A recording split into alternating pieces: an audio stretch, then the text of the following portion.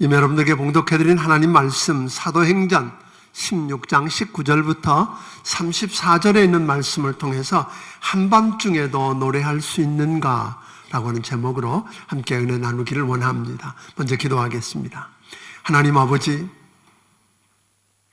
한밤중같이 깜깜하고 새벽이 올까 두려워하는 그 모든 심령들이 오늘 여기 모였습니다.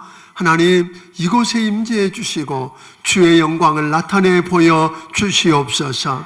오늘 주님이 받으심직한 산제사를 드릴 수 있도록 우리 심령들을 붙들어 주시옵소서. 종의 입술에 말씀을 담아주시고 그 말씀만 말하도록 우리 하나님 축복하여 주시옵소서. 종의 입술에 기름 부어주시고 은혜 주시기를 원하옵고 예수님 이름으로 기도하옵나이다. 아멘. 1986년 11월 스미스라고 하는 한 보석상인이 애리조나주에 있는 수석 전시회에 들렸습니다. 이렇게 둘러보다 보니까 스미스 눈에 딱 뜨이는 돌 하나가 있었어요. 가서 이렇게 살펴보니까 놀랍게도 딱 돈이 15불이라고 하는 딱지가 붙어 있습니다. 그래서 그 주인을 불러서 물어봅니다. 여보시오, 정말 이 돌 가격이 15불이란 말이요? 그랬더니 이 주인이 너무 비싸다는 말인 줄 알고 5불 깎아드릴 테니까 10불에 사세요 그랬어요. 그래서 10불에 사가지고 와서 오늘 스미스는 그 돌을 6개월 동안 갈고 다듬습니다. 그건 다이아몬드 원석이었거든요. 그래서 6개월 후에 그는 228만 불에 팝니다. 감이 안 오죠? 25억입니다. 1,100원에 사서 25억 원에.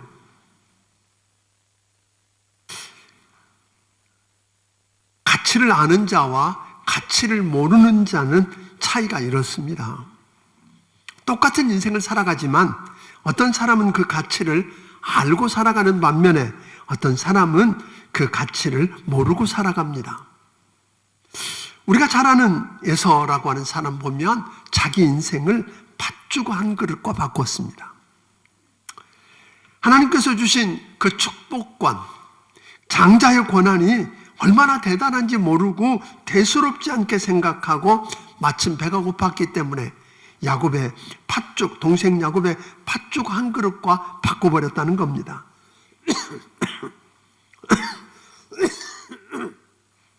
훗날 그는 땅을 치면서 방성대곡하고 울었지만 이미 소용이 없었습니다. 사랑하는 성도 여러분, 성경은 에서를 가리켜서 망령되이 살았다고 그렇게 이야기합니다.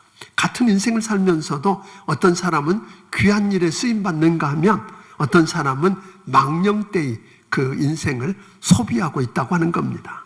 지금도 마찬가지입니다. 여러분은 어느 쪽이십니까?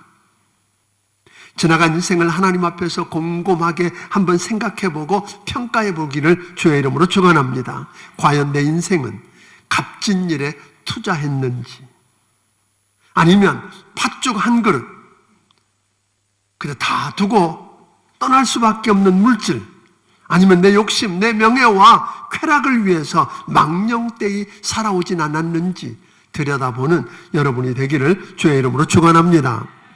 이번 사도행전 성경 대탐험을 하면서 우리 새롭게 말씀과 그 역사 앞에서 우리를 들여다보는 시간을 갖게 되기를 주의 이름으로 축원합니다. 오늘 오후 2시에 그 배경과 함께 자세하게 들여다볼 것입니다만 이미 오늘 2차, 3차 전도 여행 부분 그 속에 들어있는 이야기들이 16장부터 20장에 펼쳐지게 돼서 여러분들에게 한번 지도를 하나씩 나눠드렸어요.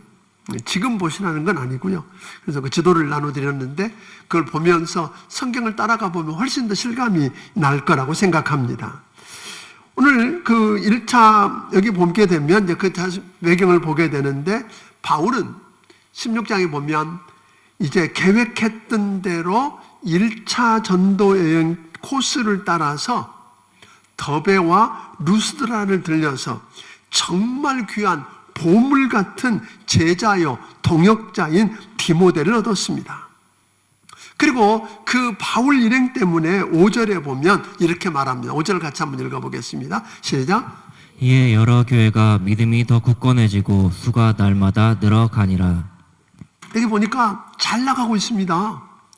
그 계획대로 같은 2차 전도여행 코스 가운데 교회가 믿음이 더욱 든든해가고 교회 수와 성도의 수가 날마다 늘어나는 축복을 경험합니다.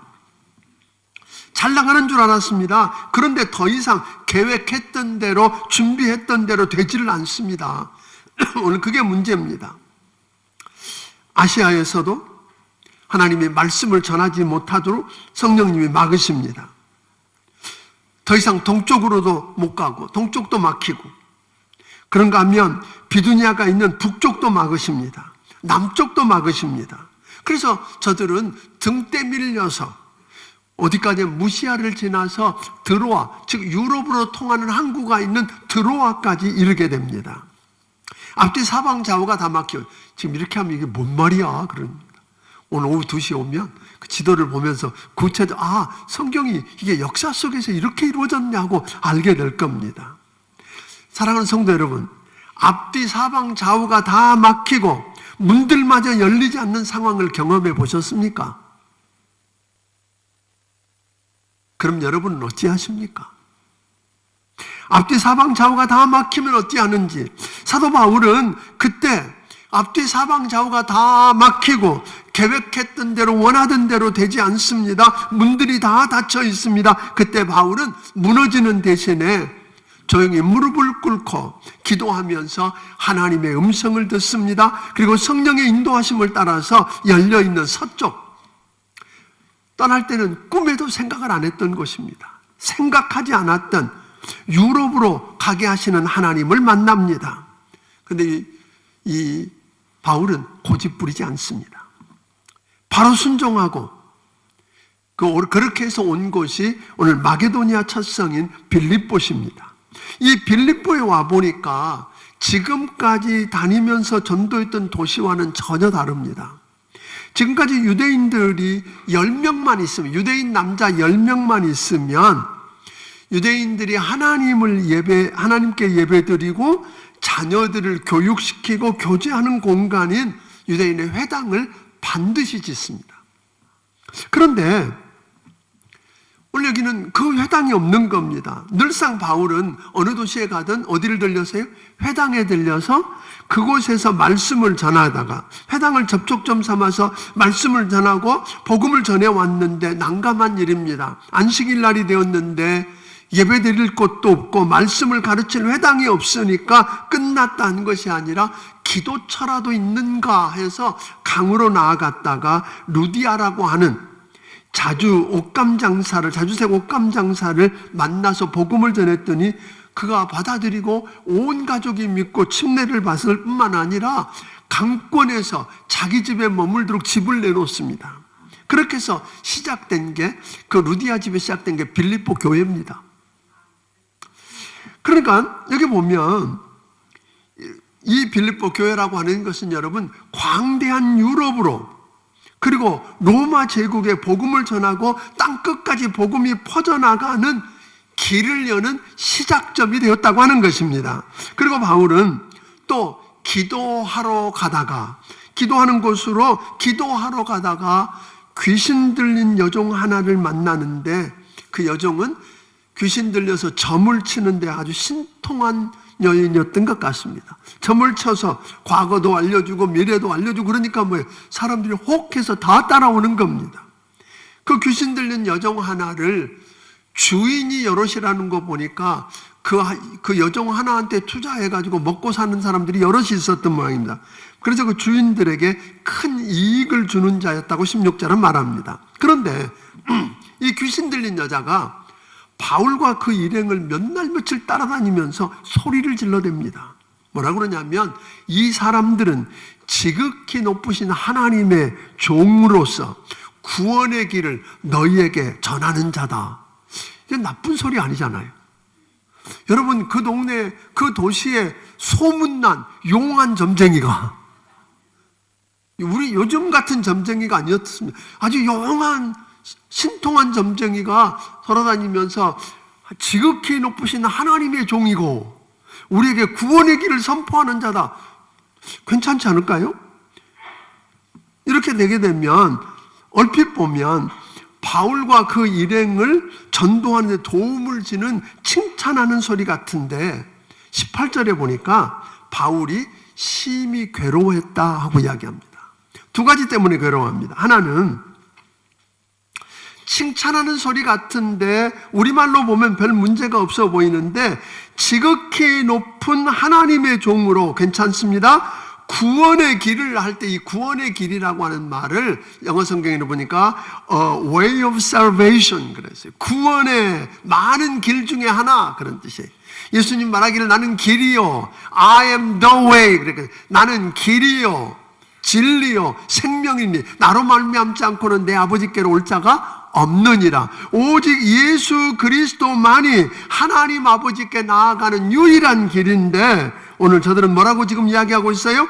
마귀는 그 여인의 입을 통해서, 귀신 들린 여인의 입을 통해서 오늘 예수님의 하나밖에 없는 유일한 길이 아니라 구원에 이르는 길 중에 또 하나를 가르치는 사람들 함정을 판 겁니다.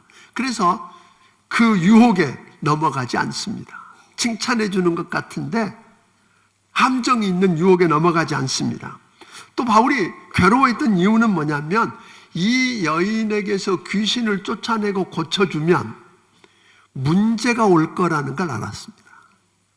분명히 어떤 일이 일어날 걸 뻔히 알았기 때문에 그렇습니다. 그래서 바울은 마귀가 던져주는 달콤한 유혹에 넘어가지 않았을 뿐만 아니라 이 여종에게서 귀신을 쫓아내고 온전케 하는 것으로 점을 못 치게 되면 그 주인들의 수입원이 끊어져서 오늘 자기를 향해서 싸우자고 덤벼올 것을 알았지만 바울은 뭐라고 말합니까? 예수 그리스도의 이름으로 명하노니 그에게서 나오라 하고 명하자 즉시로 귀신이 나갔습니다. 아멘? 18절인데 그러니까 저는 이걸 보면서 우리가 사도행전을 공부하면서 우리도 여러분 마귀가 더 씌워놓은 달콤한 유혹에 넘어가지 않을 뿐만 아니라 예수 이름의 권세를 회복하게 되기를 주의 이름으로 축원합니다. 우리도 그 예수 이름, 오늘 사도 바울이 외쳤던 예수 그리스도의 이름으로 명하노니 일어나 걸어라 할 때 걸어나고 하고 병이 고쳐지고 귀신이 떠나가는 오늘 이름의 능력을 회복하는 귀한 여러분들이 되기를 주의 이름으로 축원합니다. 사도 바울이 한 일이 뭔가요? 다른 거 아니었어요. 그가 했던 일은 불쌍한 여자, 자기의 인격도 없고 그저 노예가 되어서 평생 마귀의 도구가 되어서 점을 치면서 탐욕에 눈이 멀어 있는 주인들을 이롭게 할 뿐만 아니라 그곳을 찾아오는 사람들로 하여금 마귀의 종이 되게 하는 일에 쓰여졌던 그 여인, 이름도 밝혀지지 않은 그 하찮은 여인을 예수 이름으로 고쳐주고 구원해서 빌립보 교인이 되게 한 겁니다. 아멘? 그런데 정신 나간 여자를 온전하게 만들어주고 귀신 들린 여자를 온전케 해주었다면 기뻐하고 감사할 일이에요? 아니에요? 기뻐하고 감사할 일 아닌가요? 그거 어떻게 고칠 수 있는 건데 그런데 오늘 그 여인이 온전케 되고 귀신이 나가고 이제 깨끗게 된 것을 놓고 그 주인들이 뭐가 했다고요? 화가 난 겁니다. 왜 화가 났어요? 이 사람들은 자기가 데리고 있는 종의 인격, 이 사람에게 일어날 일들 관심 없어요. 그 때문에 온 도시에 미칠 영향 같은 데는 관심이 없었어요. 뭐에만 관심이 있었어요? 자기들이 얼마나 악하고 못된 일을 했는가는 생각도 안 한 거예요. 다만 자기들의 수입이 줄었다는 거예요. 사람들이요, 자기들에게 오는 수입, 돈, 이익에 안 건드리면 별로 화 안 내요. 그런데 자기에게 조금만 손해가 가고 수입이 줄어들 것 같으면 무섭습니다. 그래서 수입이 끝나 화가 나서 그 여자를 고쳐준 바울과 실라를 붙잡아 가지고 아고라라고 불려지는 곳이 있었는데 그 아고라는 뭐냐면 장터라고도 일컬어지는데 장터 겸 그곳에서는 재판도 하고 토론도 하기 위해서 사람들이 많이 몰려드는 장소예요. 그곳으로 끌고 가서 거짓말로 선동을 합니다. 뭐라고 선동하냐면 딱 한 가지였어요. 이 사람들 유대인이야 그랬어요. 이 사람들은 유대인인데 우리 로마 사람들, 그래서 이분법적으로 나누었어요. 우리와 저 사람, 우리와 저 편과 우리 편을 딱 갈라놓고 저들은 로마 사람인 우리가 받지도 행하지도 못할 잘못된 풍습을 전하고 오늘 이 도시를 소란케 하고 있다. 나쁜 사람들이다 하고 소리쳤더니 거기 모였던 수많은 군중들이 자초지종을 알지도 못하는 군중들이 이 사람들이 무엇하고 말했는지, 그래서 무슨 일이 일어났는지 알지도 못하고 묻지도 않고 그래? 그러고는 덤벼들었습니다. 맞아, 저놈 고소해야 돼, 저놈 쫓아내야 돼, 죽여야 돼 하고 소리 지르는 거예요. 그러다 보니까 상관들이 바울과 실라를 붙잡아다 놓고 어떻게 했어요? 옷을 찢고 벗기고 때리고 옥에 가두고 든든히 지키라고 이야기합니다. 이게 말도 안 됩니다. 이해가 안 됩니다. 아니, 귀신 들려서 지금 온전치 못한 여자를 온전하게 고쳐준 건데 이렇게 큰 문제가 되나요? 매를 맞고 죽어야 될 만큼 나쁜 일이었던가요? 그런데 이 배경을 좀 이해하면 훨씬 더 쉽습니다.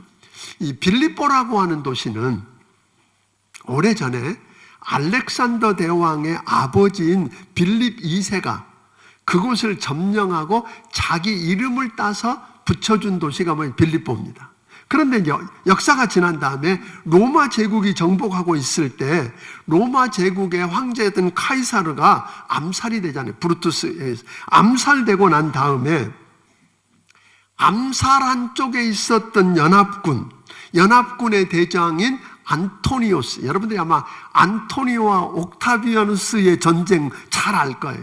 이 안토니오와 그 대적편에 서 있었던 옥타비아누스가 마지막 최종의 결전을 벌였던 곳이 빌립보 간지테스 계곡이었습니다. 이곳에서 옥타비아누스가 승리를 하고 로마 황제가 됩니다. 그리고는 그 이름을 아우구스투스라고 바꿨어요. 들어본 이름이잖아요. 그 누가복음 2장에 보면 아구스도, 호적하라고 했던 그 아구스도가 그 황제입니다. 그 아구스도가 그곳에서 전쟁을 이기고 나서 기분이 너무 좋아서 황제가 된 다음에 빌립보라고 하는 도시를 황제 직속의 식민지로 만들어요.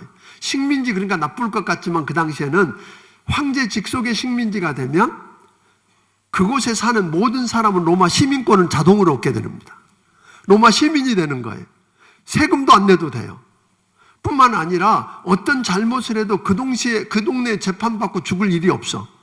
재판받을 문제가 되면 황제에게 호소하면 황제 앞에가 재판받을 권한이 있고 이런 대단한 특권을 가지고 있었어요. 그러다 보니까 빌립보 사람들은 로마 사람처럼 흉내내는 걸 아주 자긍심을 갖고 살아요. 그런데 바울이 이 빌립보 도시에 지금 전도하기 위해서 들어오기 1년 전쯤에 로마에서 그 유대인들끼리, 어쩌면 예수 믿는 유대인들과 그렇지 않은 유대인들끼리였는지 모르겠는데 그 안에 소요가 있어, 서로 다투고. 이 사건 때문에 글라우디오라고 하는 황제가 로마에 있는 모든 유대인은 추방 다 쫓아냈어요. 그래서 여러분들이 이제 오늘 배우게 되는 사도행전 18장에 보면 그 두 사람, 주여, 아굴라, 브리스길라, 이 두 사람이 로마에서 쫓겨나서 어디로 와요? 고린도로 오게 된 것처럼 이렇게 그런 상황이 있었어요. 그러니까 이 빌립보 로마를 흉내내기 좋아하는 사람들이 유대인들은 뭐한 사람이에요? 나쁜 사람, 쫓아내야 될 사람으로 그렇게 생각해요. 그 사람들이 와서 나쁜 걸 한다, 우리도 로마처럼 쫓아내자 하는 그거에 호소해서 선동을 한 겁니다. 선동을 하니까 많은 사람들이 어떻게 되세요? 이 귀신 들린 여인을 고쳐준 것 때문에 자기들에게 오는 수입이 없어졌다는 문제를 가지고 그 일의 본질, 이 사건의 본질은 다 감춰버린 거예요. 자기들이 했던 나쁜 일도 감추고 나쁜 유대인과 우리 로마인 이렇게 양구도를 만들어 놓고 선동을 했어요. 그래서 혼내서 뭐예요? 죽이든지 쫓아내자. 생각 없는 군중들은 어떻게 했어요? 그게 무슨 일인지, 무슨 일이 있었는지 알아볼 생각도 안 하고 물어볼 생각도 안 하고 맞아, 죽이자, 쫓아내자 같이 소리 지르다가 결국은 그곳에 나와 있었던 관리에 의해서 뭐라고 이야기를 들어요? 잡아다 놓고 때리자. 그래서 오늘 본문에 한번 보면 얼마나 많이 있냐면 22절, 23절을 읽어보겠습니다. 시작. 24절까지 읽습니다. 시작. 우리가 일제히 일어나 고발하니 상관들이 옷을 찢어 벗기고 매로 치라 하여 많이 친 후에 옥에 가두고 간수에게 명하여 든든히 지키라 하니 그가 이러한 명령을 받은 그를 깊은 옥에 가두고 그 발을 착고에 든든히 채웠더니. 자, 이거 보면 무슨 이야기예요? 그러니까 이걸 보면서요, 우리도 내 이익을 위해서, 내 작은 이익을 위해서 거짓말로 사람들을 선동하는 일 조심하기를 바랍니다. 결국은 들춰져요, 안 들춰져요? 들추어집니다. 또 아무 생각 없이 누군가 하는 말을 듣고 알아보지도 않고 하나님 앞에 묻지도 않고 그냥 그대로 따라갔다가 무지한 군중처럼 되어서 해서 안 될 일에 쓰여지지 않게 되기를 주의 이름으로 축원합니다. 이게 오늘도 얼마든지 있을 수 있는 일이라는 거예요. 그래서 오늘 저들은 많이 때리고 그랬어요. 많이 때렸다는 말은 본래는 유대인들은 얼마만큼 때렸냐면 40대를 넘으면 안 돼요. 40대 넘으면 죽는다고 생각했고 39대까지 때릴 수 있었어요. 그런데 여기 유대인들이 아니잖아요. 기절할 때까지 때린 것 같아요. 때리고 채찍질하고 나중에 기절한 그들을 발에다가 찾고 소위 말하면 나무로 발을 집어넣고 그에다가 쇠붙이를 넣어서 뭐예요? 움직이면 살이 찢겨 나가도록. 그러니까 도망갈 엄두를 못 내도록 해서 깊은 감옥 속에다가 집어넣었어요. 자, 오늘 여러분 이 정도 상황이 되면 여러분 어찌하시겠습니까? 희망이 없습니다. 억울합니다.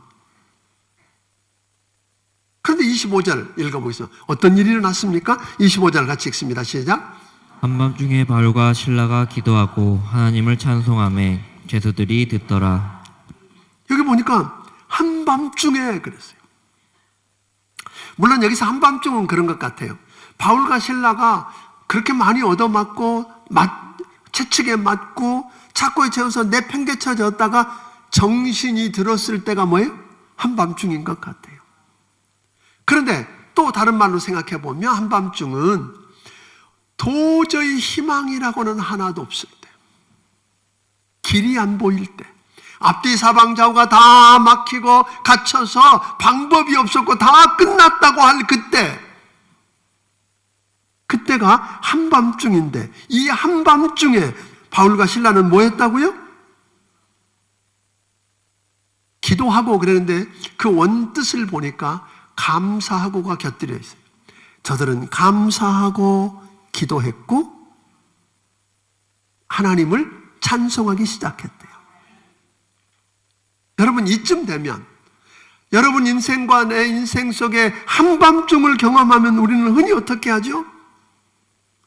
아마 우리가 사도 바울이었다면 그럴 겁니다. 귀신 들려서 고생하고 마귀의 종로로 타면서 많은 사람들 마음까지 빼앗아서 마귀들에게 바치며 주인에게 이용당해서 돈 벌어주던 불쌍한 여인 고쳐줬는데 그게 뭐가 나쁘냐고. 내가 왜 이렇게 맞고 그것 때문에 해야 되느냐고.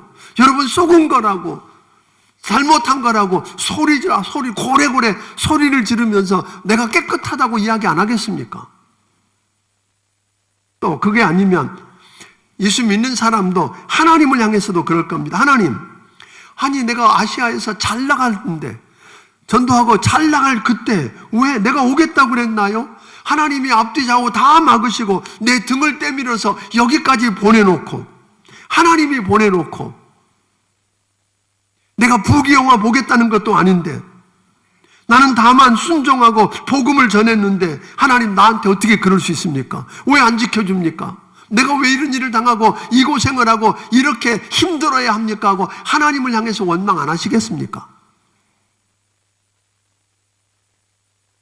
또 그렇지 않다면 이제 빠져나갈 희망도 안 보이고 이렇게 고생하다가 여기서 죽을 것 같다.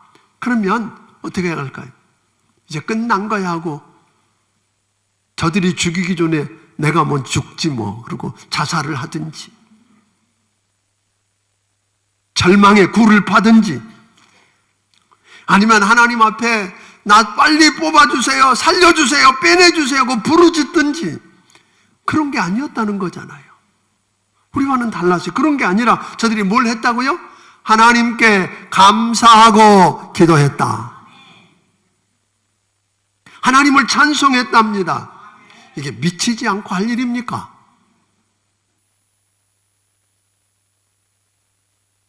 저들이 그럴 수 있었던 비밀이 뭘까요?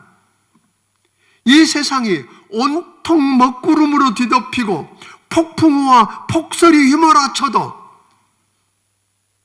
비행기를 타고 쭉 올라가 보면요, 구름이 창공에는 태양이 여전히 변함없이 제자리에서 빛과 열을 내고 있습니다.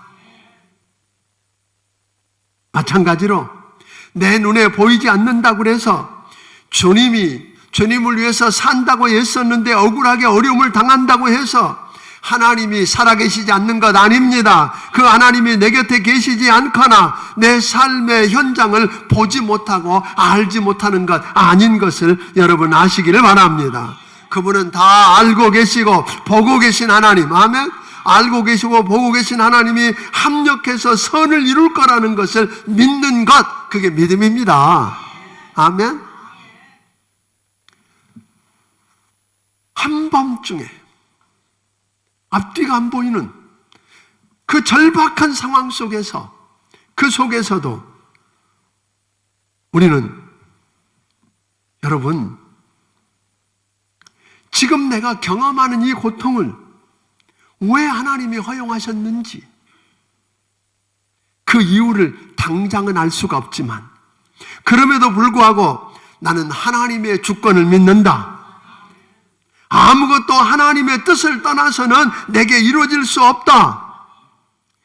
이것을 믿는 그리스도인이라면 내 머리카락 하나까지도 세고 계시고 전지전능하신 하나님, 나보다 너를 더 사랑하시는 하나님, 내 과거를 아시고 내 현재를 아시고 내 미래까지도 알고 계시고 내 삶의 궁극적인 모습을 다 알고 계신 하나님이 오늘 내가 당하는 이 고통과 역경조차도 마침내 합력해서 선을 이루심을 믿는다면 우리는 그래도 노래할 수 있습니다.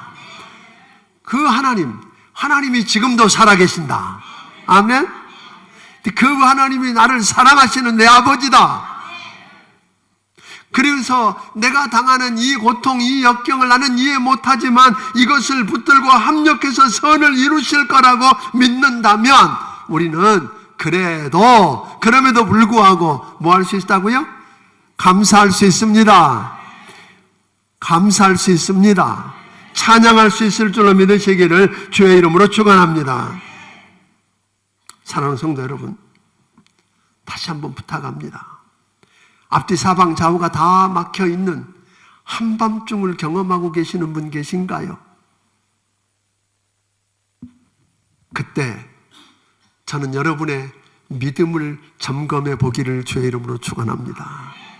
나는 하나님을 믿는가? 하나님의 절대 주권을 믿는가?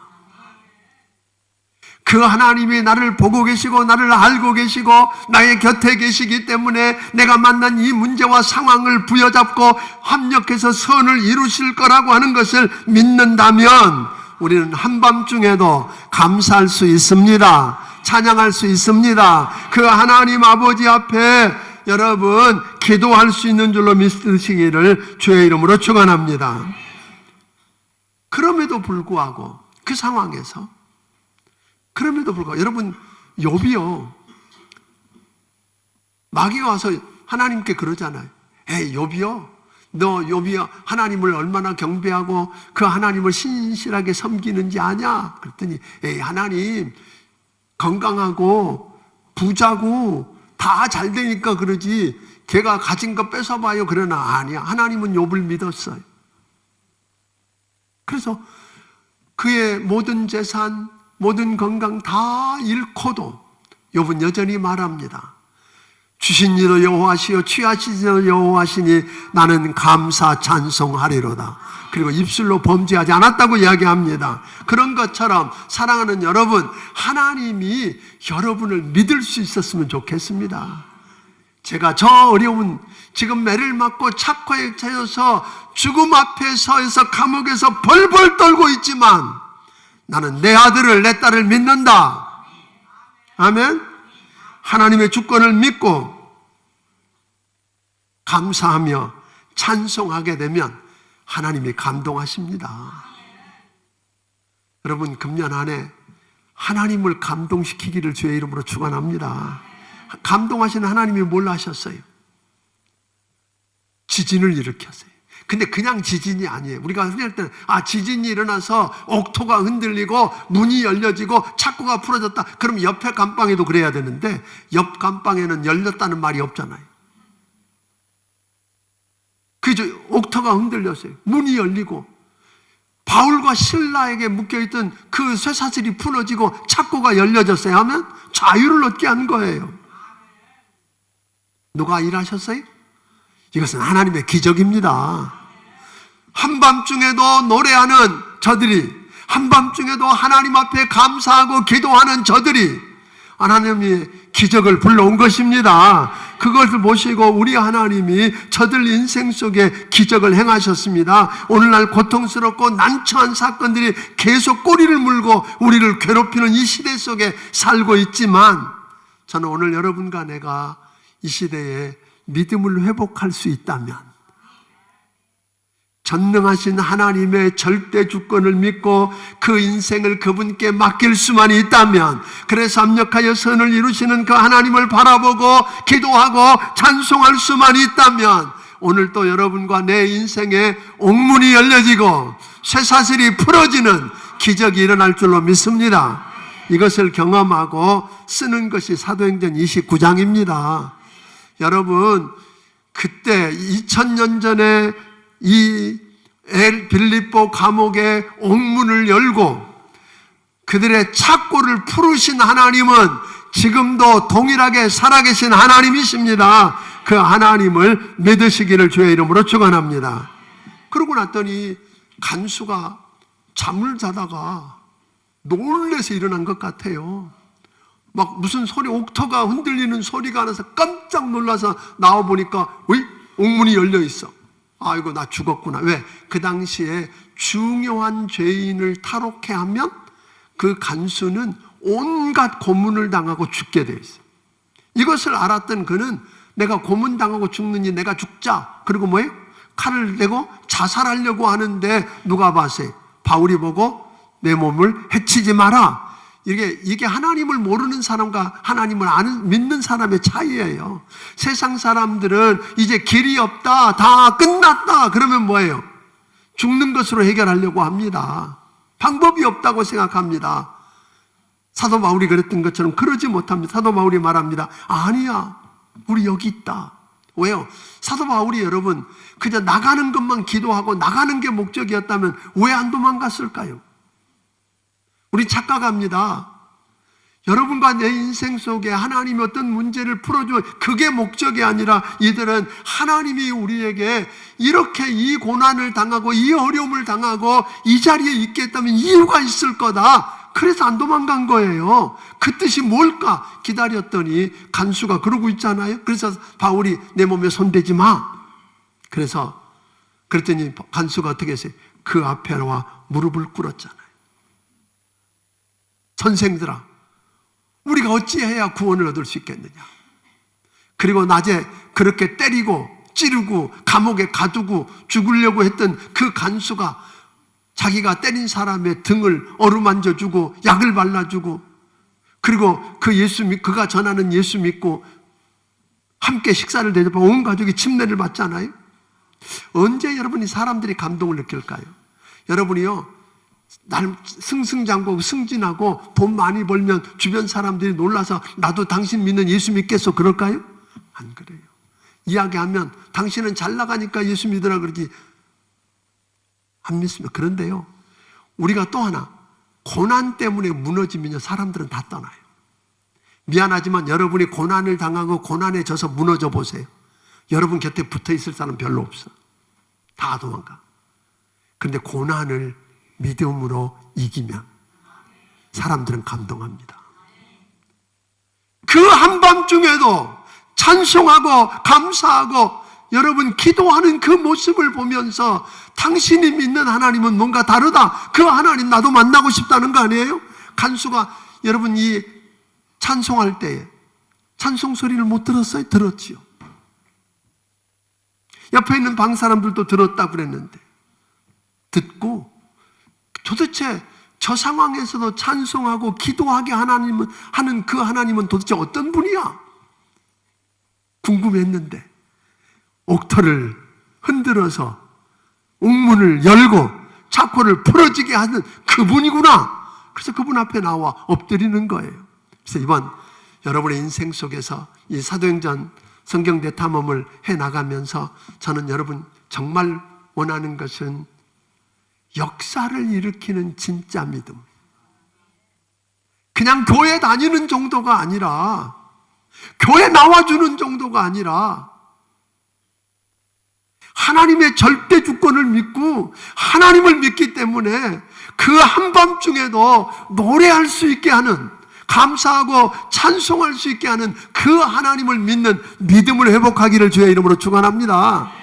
그 상황 속에서도 여러분 합력해서 선을 이루시게 하시는 그 하나님을 여러분 믿는 믿음을 회복하기를 주의 이름으로 축원합니다. 그래서 하나님을 감동시킵시다. 그러면 하나님이 일하실 것입니다. 하나님이 옥터를 흔들고 여러분 옥문을 열고 그 묶여있는 것들을 풀어서 자유케 하는 역사를 경험하게 할 뿐 아니라 나를 때리고 죽이려고 하던 자가 무릎 꿇고 그 하나님을 믿겠다고 나서는 역사가 일어나게 될 줄로 믿으시기를 바랍니다.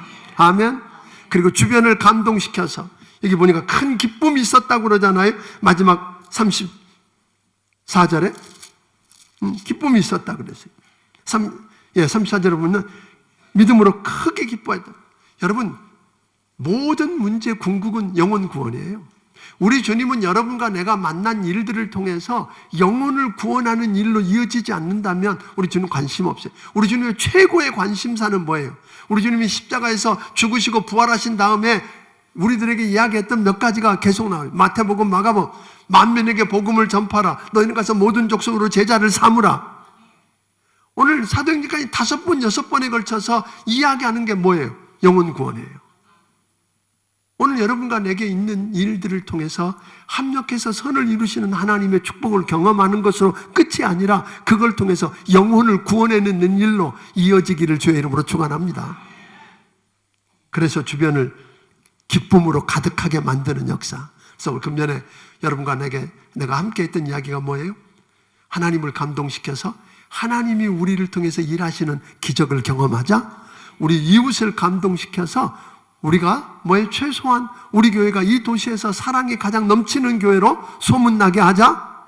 우리 목장이 가장 사랑이 넘치는 목장으로 소문나게 하자. 이런 이야기 아니에요?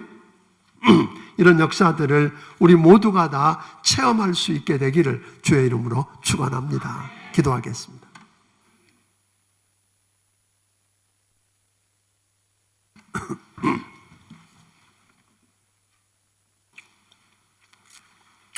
하나님 아버지,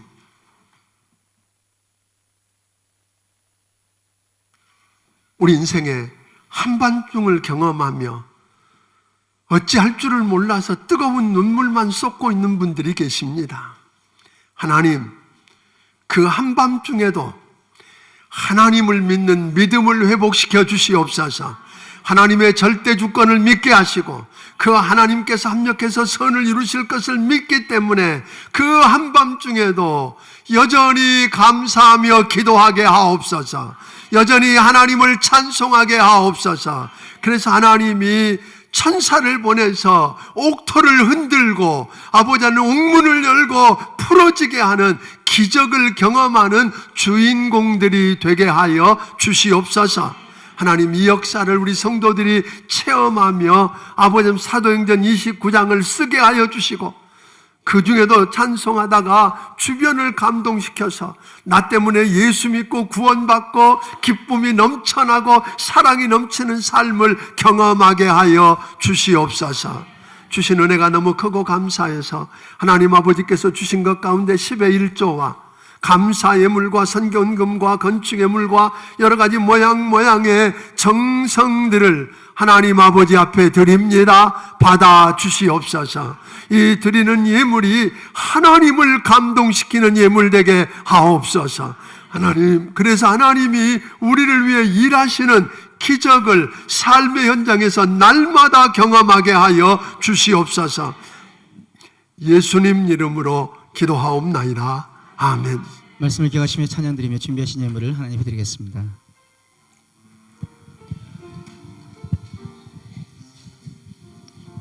따스한 성령님, 따스한 성령님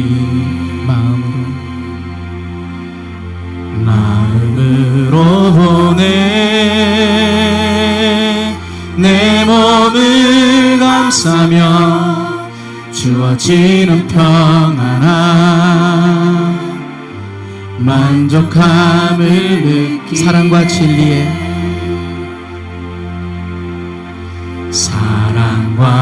진리에 한 줄기 빛 보내 내 몸을 감싸며 주어지는 평안함 그 사랑을 느끼네. 부르신 곳에서 나는 예배하네. 어떤 상황에도 나는 예배하네. 부르신 곳에서 나는 예배하네. 어떤 상황에도 나는 예배하네. 내가 걸어갈 때 길이 되고 살아갈 때 삶이 되는 그곳에서 예배하네. 내가 걸어갈 때 길이 되고 살아갈 때 삶이 되는 그곳에서 예배하네. 부르신 곳에서 나는 예배하네. 어떤 상황에도 나는 예배하네. 부르신 곳에서 나는 예배하네. 어떤 상황에도 나는 예배하네. 이제는 우리 주 예수 그리스도의 크신 은혜와 하나님 아버지의 무한하신 사랑과 성령님의 감화 감동하시고 역사하시며 교통하심이 한밤중에도 하나님을 믿기 때문에 합력해서 선을 이루시며 나를 나보다도 사랑하시는 하나님을 믿기 때문에 여전히 찬송하며 감사하며 기도하기 원해서 하나님이 일하시는 기적을 경험하기 원하는 심령들 머리머리 위에 지금부터 영원까지 함께해 주시기를 예수님 이름으로 축원하옵나이다. 아멘.